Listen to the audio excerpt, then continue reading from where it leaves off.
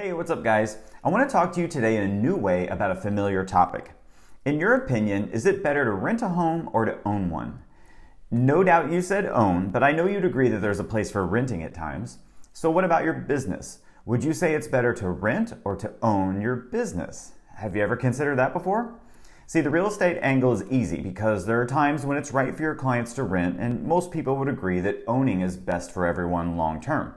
When you own the land, you get to play by your rules. When you lease, you have to play by the landlord's rules, right? So within your practice, this same dynamic is playing out digitally. Engaging with people on your own website and in your email account is like entertaining them in a home that you own where you control all the rules.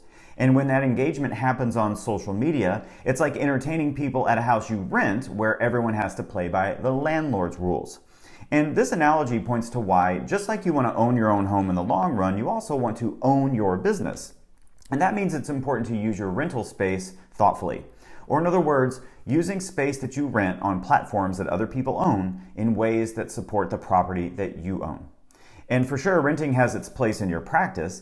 Connecting with people on social media seems easier to most people than getting traffic to their blog.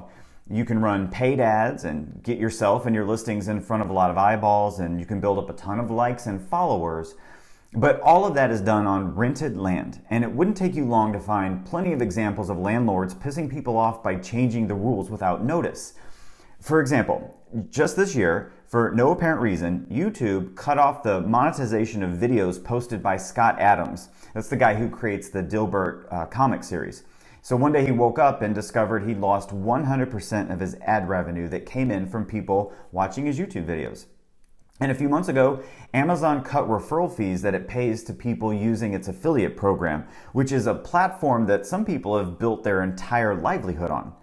Now, the best way to maintain strong and secure relationships long-term is to use the platforms that you own and control, meaning your own website and email list. And I wrote about this quite a bit in my upcoming book, and until I can get it into your hands, here's a simple way to think about this. First, use social media, your rental property, to start conversations with people and to make an offer to connect. An example of an offer might be a neighborhood report you created, or even a basic advertisement of your listing. Second, direct people to your own website, this is the land you own, to get a copy of that report or more details on the listing and collect their contact information. Third, build that relationship over time with the content on your site and in your emails. And fourth, keep your eyes open for those moments when their life changes so that you can make an offer to meet with them about their property and ultimately an offer to do business.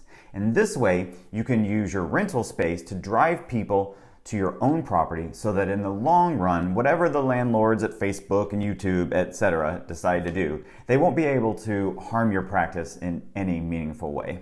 Well, you guys, what do you think of that little analogy? I trust it frames your methods of communication in a way that helps you build long-term security into these connections that I know you're working so hard to build. So what have you done lately that has successfully driven people back to your own website? Before you go, drop a comment and let me know what's worked for you. I'd love to hear about it. And as always, thanks for watching. It's going to be a great week. My name is Jason Edwards. Let's get out there and think bigger.